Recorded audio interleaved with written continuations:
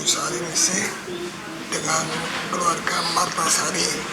Saya ini anak ke-11 dari 14 bersaudara. Saya sekarang tinggal di Bajingkulon RT 8 RW 8 dengan pendidikan Mu'arifah, yaitu putra dari Bapak Suratman. Mu'arifah itu anak kedua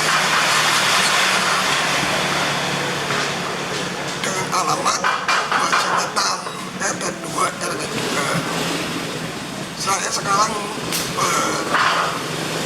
mempunyai putra dua, yang satu laki-laki, yang satu perempuan, yang sudah besar-besar. Yang pertama itu Chandra Faisal Rafi dengan umur 18 tahun, yang kedua yaitu Bunga Asal Zahra dengan umur 7.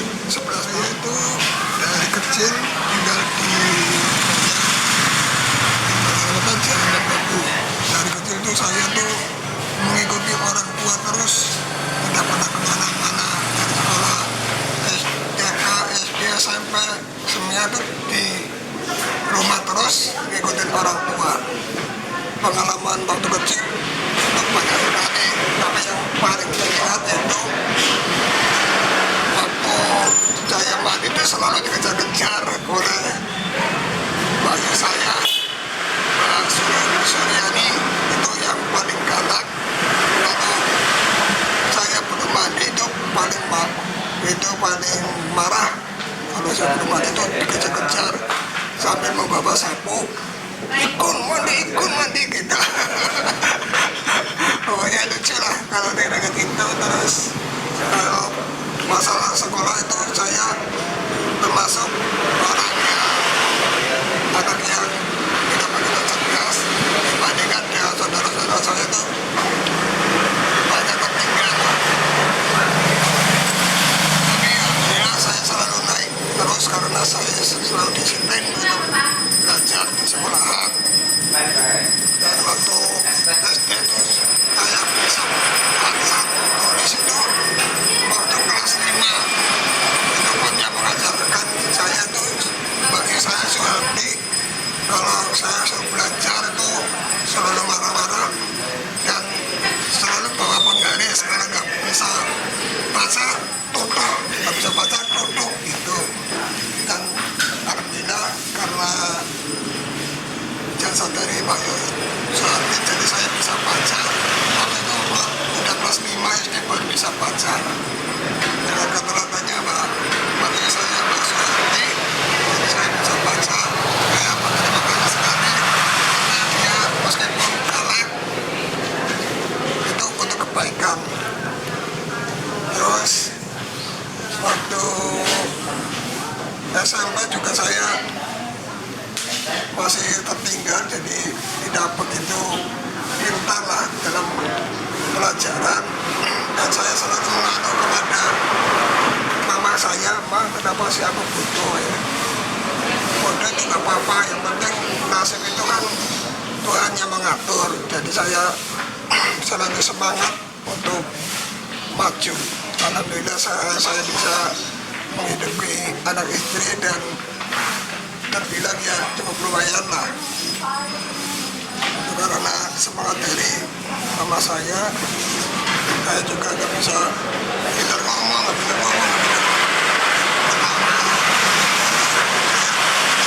karena semangat dari orang tua, terutama mama saya itu memberi semangat.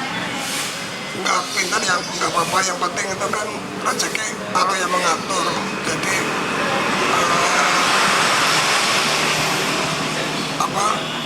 namanya nasib baik itu kalau yang mengatur. Banyak contoh yang nggak bisa baca tulis juga banyak yang itu, banyak yang nggak, yang banyak yang maju. Kenapa kamu yang bisa baca tulis nggak bisa maju? Jadi semua dari orang tua, jadi saya selalu semangat untuk maju. Alhamdulillah bisa seperti ini. Setelah saya lulus sekolah, saya itu masih nganggur, jadi saya itu merasa bersalah sekali kepada orang tua saya. Kenapa susah-susah cari uang untuk menyekolahkan saya kok jadi pengangguran. Terus saya berinisiatif mempunyai wirausaha. Pertama-tama itu saya main ke pasar ayam, terutama karena saya itu sukanya ayam, jadi pasar ayam dan berinisiatif jualan ayam.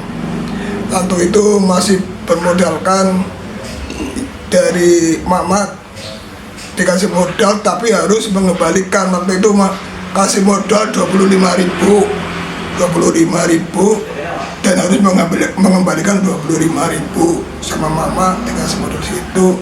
Dan saya punya uang 12.000 untuk beli sepeda dan keranjang. Waktu itu masih 4.000-an lah, 4.000-an.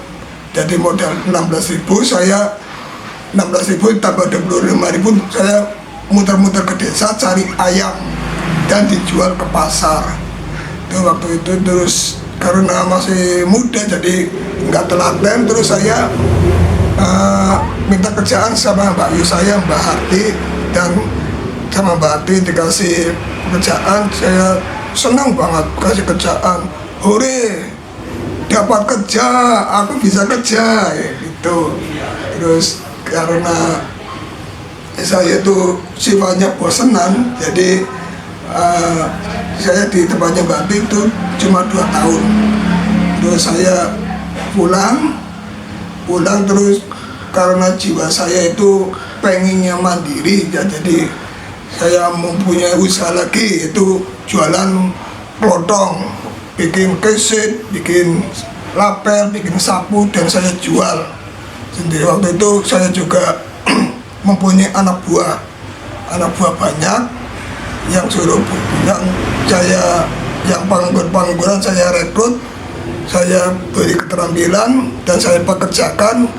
Saya istilahnya jadi juraganya lah. Waktu itu ya lumayan, tapi terkendala karena krisis moneter. Waktu itu krisis moneter yang merusak semua sendi-sendi ekonomi,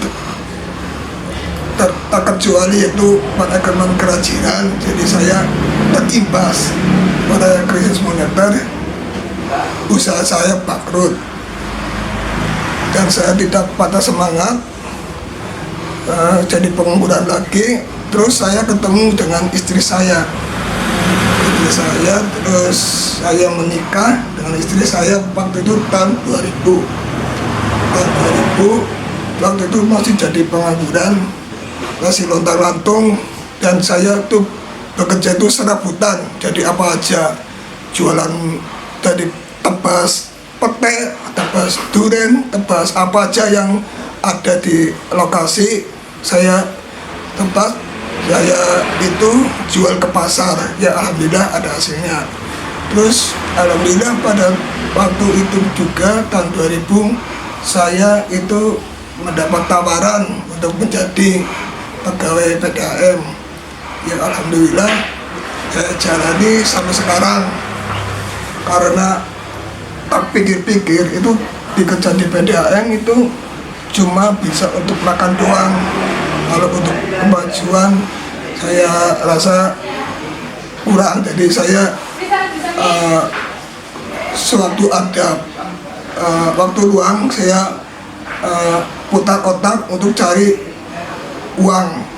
Ya, pernah jadi debt kolektor yang dari PDAM juga, itu udah lama juga yang jadi debt kolektor. Sekitar saya jalani 14 tahun. Terus saya berpikir lagi ingin usaha yang kira-kira dapat menghasilkan cepat banyak uang. Saya pikir itu usaha kuliner, dan saya waktu itu juga punya pengalaman itu selalu mengikuti buntuti Mamake. Mamake itu punya skill di memasak, dan saya ikutin terus, selalu tanya-tanya apa bumbunya gitu, dan saya itu ternyata jadi bekal untuk usaha kuliner. Dan ternyata saya coba-coba usaha kuliner, ternyata cukup maju.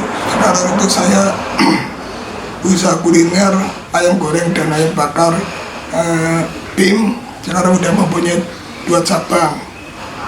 Sekarang alhamdulillah bisa beli rumah, bisa beli mobil dan lain sebagainya. Harapan saya yang terakhir itu masih panjang cita-cita saya, terutama bisa mensekolahkan anak-anak saya, bisa memandang anak saya jadi anak yang maju, anak yang soleh, berguna bagi nusa, bangsa, agama, serta masyarakat. Seperti yang ibu saya cita-citakan kepada anak-anaknya, dan alhamdulillah banyak yang tercapai, banyak yang dibutuhkan oleh masyarakat, banyak yang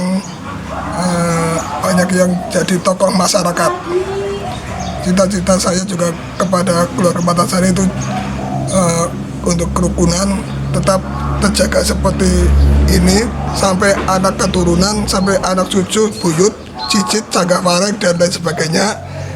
Jadi masih ada obronya, meskipun kita semua besok bisa insya Allah dipanggil oleh Allah semuanya, cucu-cucunya kita masih rukun seperti sekarang ini.